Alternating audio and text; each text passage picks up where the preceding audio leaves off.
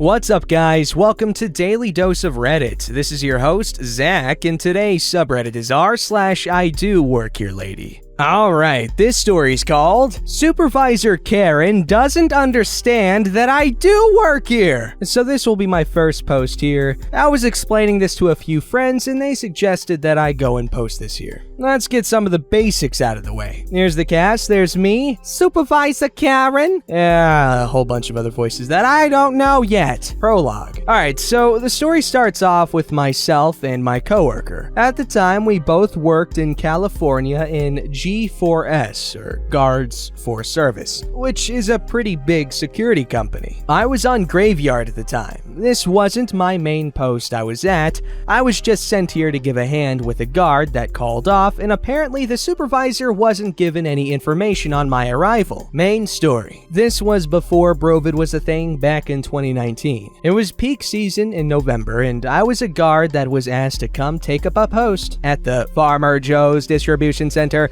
in Bloomington, California. It was a graveyard post, and my friend that I knew for years had been working at this post. Now, the field manager had called me in and asked if I could work here for the night, which at the time I didn't mind taking the extra overtime. After I was shown around at the time by the shift supervisor that was there, I was let off to go about my business like any other person. It was a 10 p.m. to 8 a.m. shift. Yes, 10 hours. Yay. It all started at around 1 a.m. when the head supervisor came, which in the company is known as a post commander, and all guards are required to call the post commander by their rank, which is captain. I refused to call someone captain unless they served. I minded my own business in the Trader Joe's yard, helping trucker back into their gates, until I heard someone coming up behind me, and all of a sudden, hearing a yell. "Excuse me, who the flippity-doo are you?"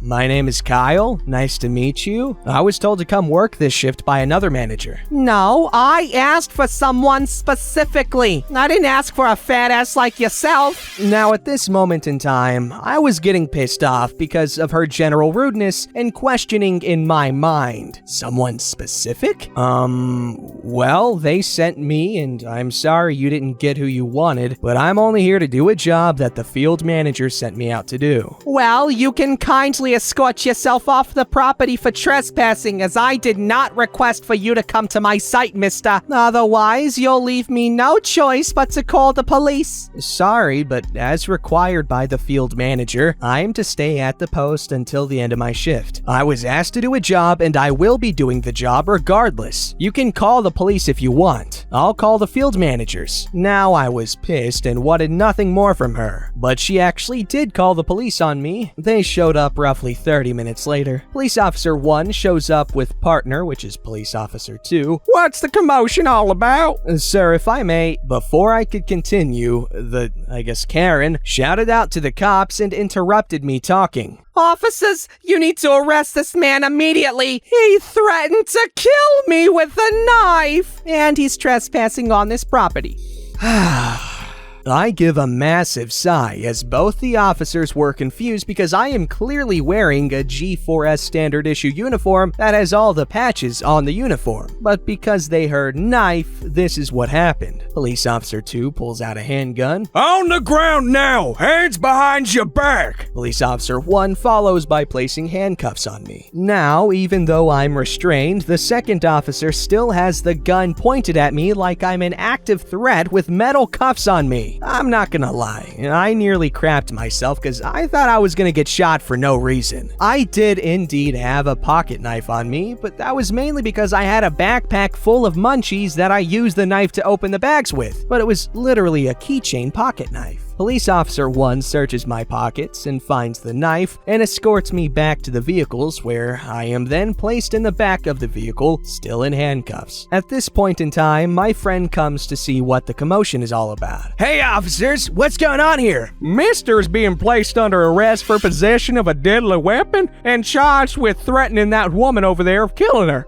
He also is charged with trespassing. Wait, what? Deadly weapon? What are you talking about? And he would never threaten someone's life even if he hated them. He's not that kind of person that would want that to happen. And he's not trespassing. He was asked to come work here. Well, that woman over there claims that he threatened her and that he's trespassing on his property. Sir, I can assure you that none of this is true. He was called up on his day off to come down here and work. If he wasn't supposed to be working, he wouldn't be here. Well, if you can find me the evidence that supports these claims, then I will release him. Until then, it's a he said, she said situation, and he did have a knife on him. I'm still sitting in the back of the car with the door opened. I asked my coworker to call the field manager and have her come down here immediately. I also told him to grab the Trader Joe's manager to pull surveillance tapes, as where I was standing with the supervisor, there was a camera there with audio. Friend pulled out his phone and called the field manager and told her of the situation. Then he rushed inside to grab the building manager. Police officers 1 and 2 are both talking with the Karen,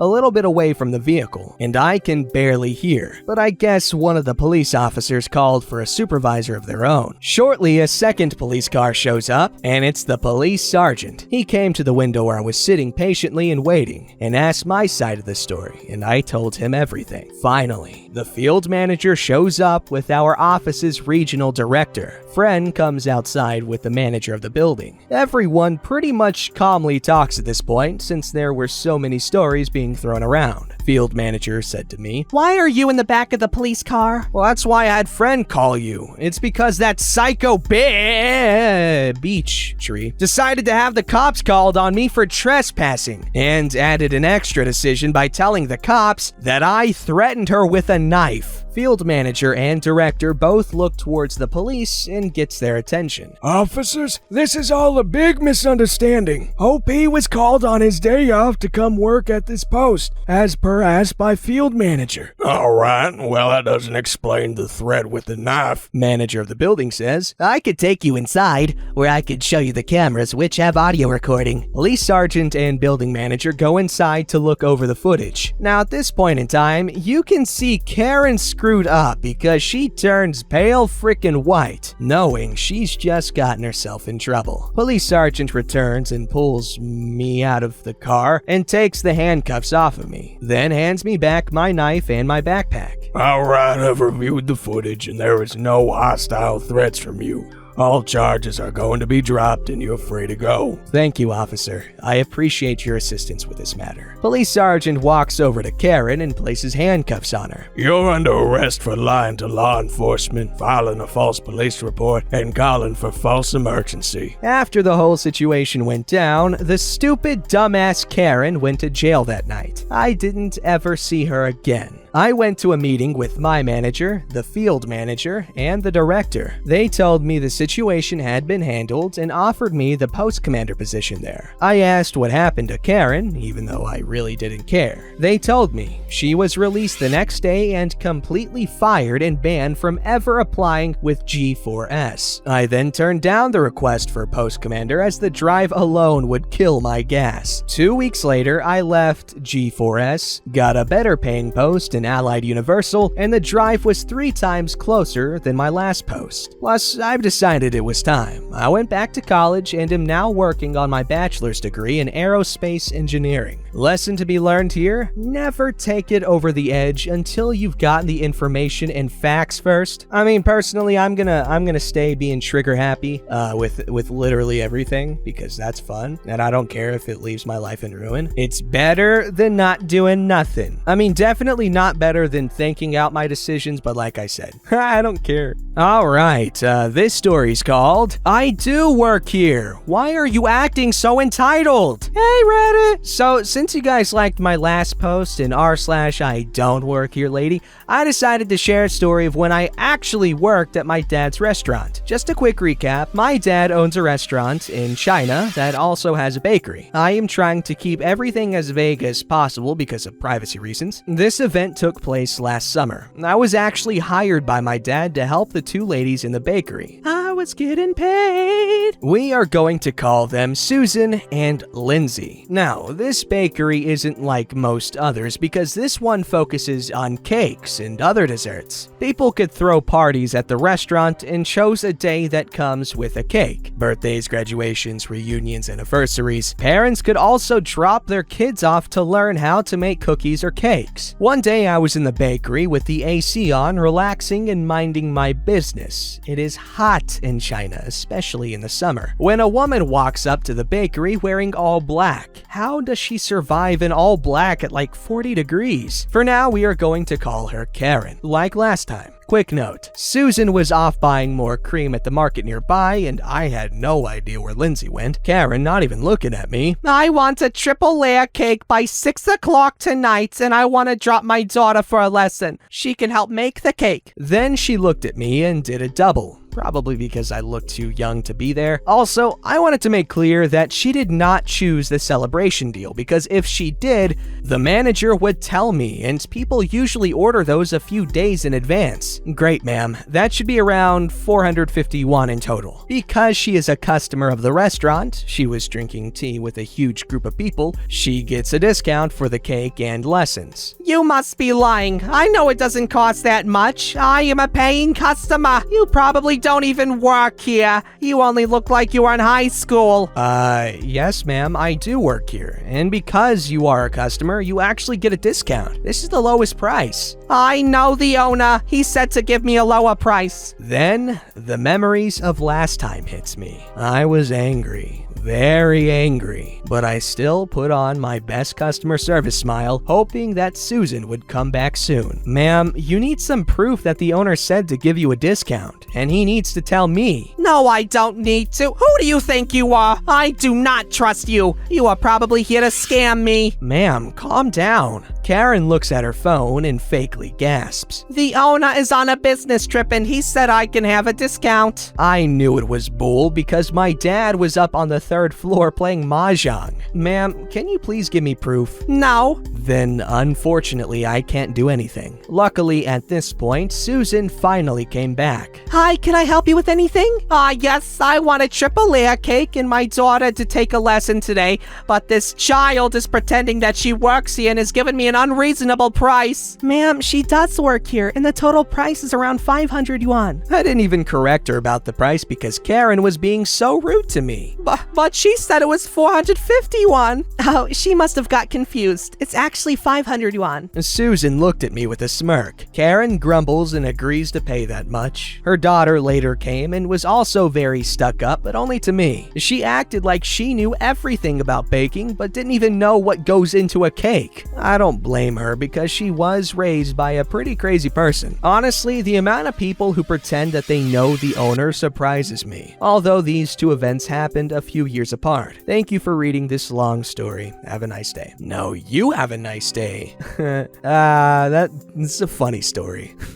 She tried to, and then she got a big sucker. Alright, this story's called The Professor. It was the first day of a new semester at university. As a student in business administration, that was my major, business administration marketing specialty. One of the new courses had to do with hospitality management, more specifically, restaurant management, and was being taught by a new professor. As is common with the first day of class, especially with new professors, we were asked about whether we had any previous experience on the subject of the class or anything close to it, be it work experience, other courses, etc. During which I stated that I had worked 4 years at a seaside hotel nearby and had gotten to see different parts of the whole managerial process from different points of view. What came next was this conversation in front of the entire class. Oh, you've worked at Hotel X? Yeah, I've worked a bunch of different posts there during summers. How did you feel about working there? I've not heard the best about the higher-up management. Well, I personally had no problem with management. They're family after all, and I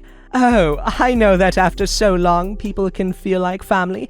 But still, my mentor is a close family member to the owners, and he has told me many stories about them and how they manage the hotel in not the best of ways, how they can be at times weird, etc. While she was going on and on about that, some of my friends who knew what was about to happen were looking at me wide-eyed, others smirking, and I was just laying back on my seat waiting for her to finish. I don't think you heard me right, miss. The management, the owners, they are my family. The owner is my grandmother. Never have I seen someone's face more instantaneously change between feelings and colors. First confusion, then realization, then embarrassment, and of course a few gasps from those who weren't in the know. After a good few seconds of silence, she turns to me and she just says under her breath, almost like a whisper, "I'm so sorry." I just laughed it off and she just continued. After we were dismissed, I went and told her it's all good and to not worry about it. She told me that she just said what she was told from her mentor, who ended up being a second cousin of my grandma that we have almost no connection to whatsoever. Lesson to learn: don't talk crap about places you've never been to people you don't know. Well, from what they said that the professor said, it didn't seem like they were talking crap. They were just voicing their criticisms of a place that I don't think they said anything bad, honestly. If the management there is bad, then the management there is bad. Having family there doesn't change it. Although she probably should have let OP finish talking, so that could have been it. But other than that, I don't really, whatever. Don't forget to like, subscribe, and hit that bell to never miss an episode.